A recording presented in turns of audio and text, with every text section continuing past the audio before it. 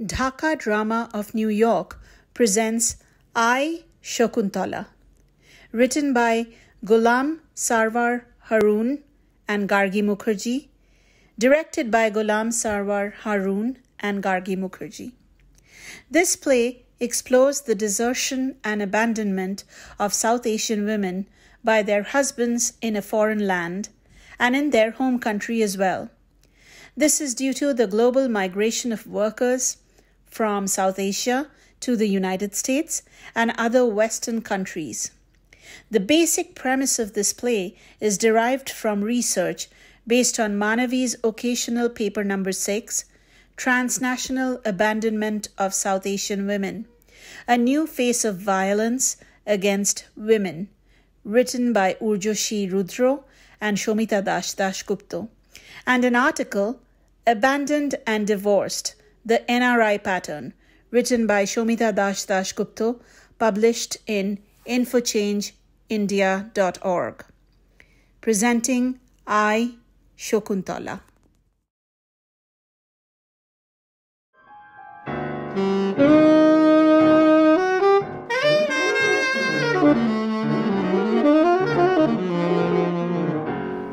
Abandonment. Desertion. An individual left without resources. On whom she is dependent. For social and financial survival. 2 out of 10 marriages end with the wife being abandoned. Abandoned. The endangering of a woman's welfare. Safety and future prosperity. Women. Deserted by their husbands. Deprived of her rights to fight a legal battle. And his deliberate attempt to deprive her of her right to live. The abandonment repeats itself over and over again in various forms and manifestations. Through centuries, from the mythic tales written by Kalidasa to our present day, across lands, seas, and continents, from the US to South Asia, we see stories of love, betrayal, and desertion. One such story is of a king called Dushyanta. Hunting in the forest, he ran after a fawn, a baby deer. As he was chasing the fawn, he entered the deep forests and suddenly came upon Shakuntala, the daughter of a sage who lives in the forest and is as pristine and as beautiful as Mother Nature herself. Both were transfixed seeing each other. Both fell deeply in love with each other. Love, that elusive word. They got married in the Gandharva tradition, where a woman can choose her mate without the consent of her family. The marriage and its consummation happened. The king started living in the forest happily with Shakuntala. But a king cannot remain in the forest for eternity, leaving behind his kingly duties. So, when it was time for the king to return to his palace, he gave Shakuntala his royal ring as a symbol of their love and marriage. When I return to my court and resume my duties, if by chance I forget about you, this ring will be the proof that you are indeed my wife. You will forget about me? You have no idea, my love, how difficult it is to run a country. When will you come and take me to live with you? Every day, count a letter in my name. The day the letters end, that's the day my guards will come and take you to my palace.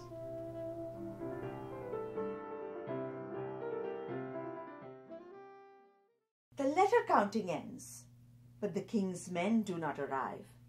Shakuntala counts over and over again, but no one comes from the king's palace to get her.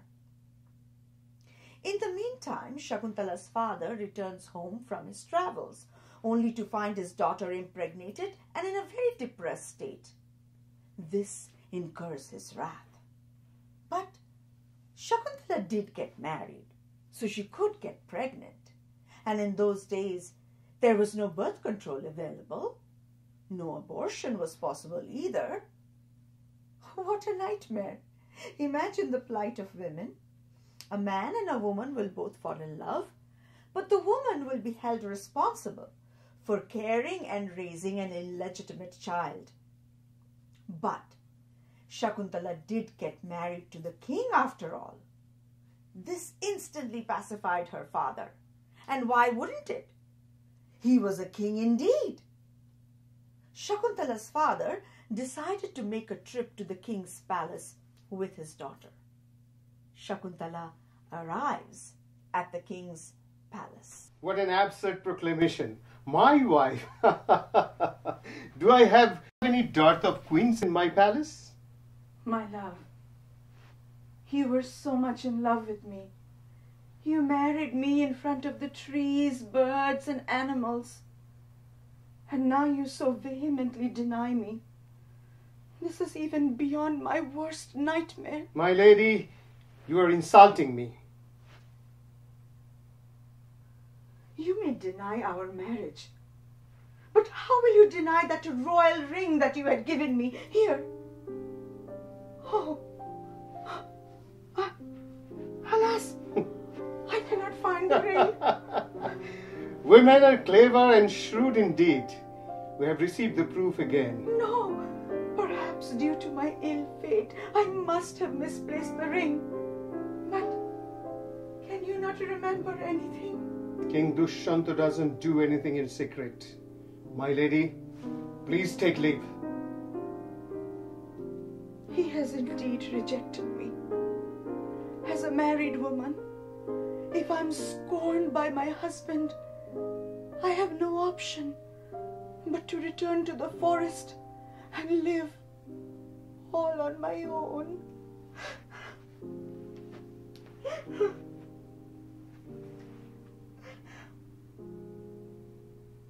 Shakuntala's story does not end here.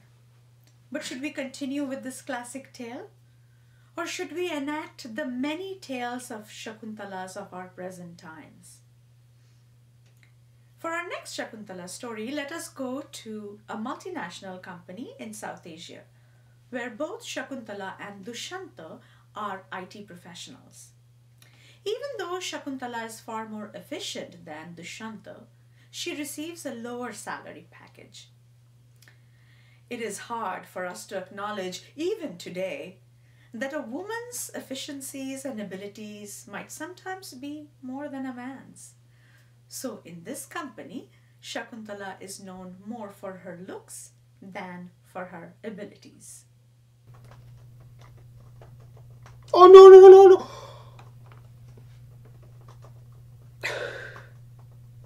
I think I lost all my data.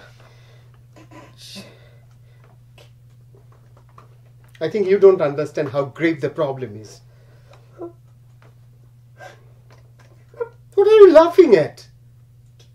I'm sorry, I'm not laughing at you, but at the situation. And I'm happy about my foresight. You see, I realized how important this project was and knew that the people who were working on it are not smart enough to handle it. So I was proactive and I saved the data. Yeah, I have a backup. Are you serious? Can't you trust me? No. You are the Lord Savior. Oh, wrong gender. You are my protector. Aha, wrong again. Well, there are no feminine versions. And even if there were, would you care to know about them? I will. From now on, I will start research on all these feminine versions, even for a manhole.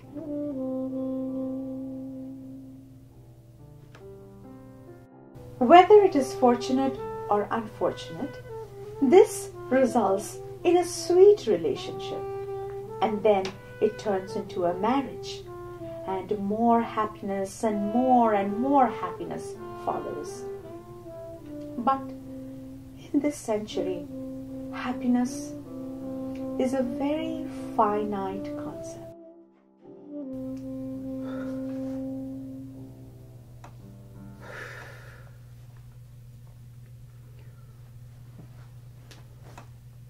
What happened? Why do you look worried? I don't know how to say this. Is everything okay? Is your mother okay? Yeah, she's fine. Then what's the problem?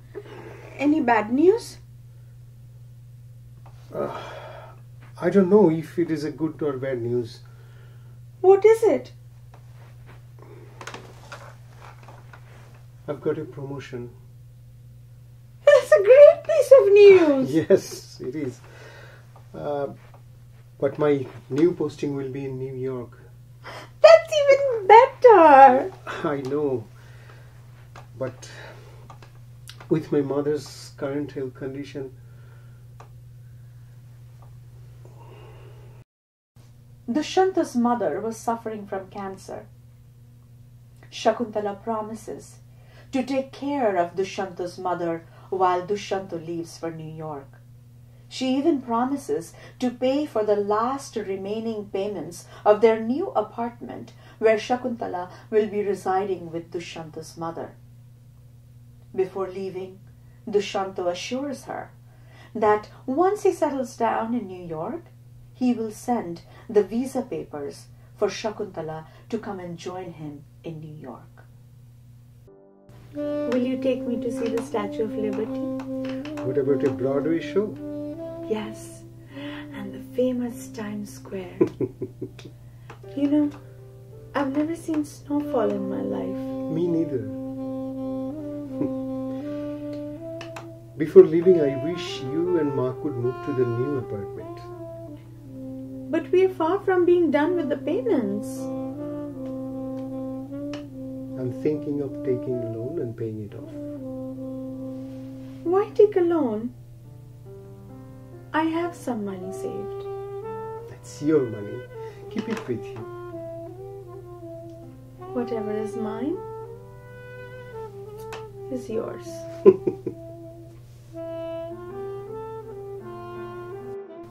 Dushanta leaves for New York. Shakuntala quits her job and starts taking care of her mother-in-law. But her care was not enough. Her mother-in-law passes away. Now, with the passage of time, Dushanta becomes more and more distant with her. He does not communicate with her as often as he used to. The phone calls, the text messages, the emails seem fewer and far between. Shakuntala thinks perhaps it is because of the geographical distance that there is a rift in their relationship. She realizes that she needed to be in New York, needed to be with her husband no matter what, to save her marriage. For the time being, fortune favors Shakuntala. She receives a 5-year multiple entry tourist visa and arrives in New York. But something was terribly wrong. Dushanta was not the lover, the husband that she once knew. In fact, he didn't care about her anymore. He was in love with someone else. And he was also filing for a divorce. Shakuntala was in Times Square, her dream place, flooded with lights, glitz and glamour. But there was a strange, inexplicable sadness in the air. The Broadway shows ran in packed houses. Snow flurries were showering from the New York skies, like fluffy cotton balls. But nothing seemed to matter anymore. Life's bonds can sometimes seem so fragile. They get ripped with the slightest pull. Shakuntala doesn't know why the white shiuli flowers with their orange stems seemed so much more beautiful back home in South Asia than these cold flurries showering from the New York skies. For the remaining days of her stay in New York, Shakuntala did not speak a single word with Dushyanta, except when she was at the airport. She held his hands and pressed them close to her chest and said, "You filed for divorce? But why? What was my fault?" I don't know. I can't explain. I don't love you anymore.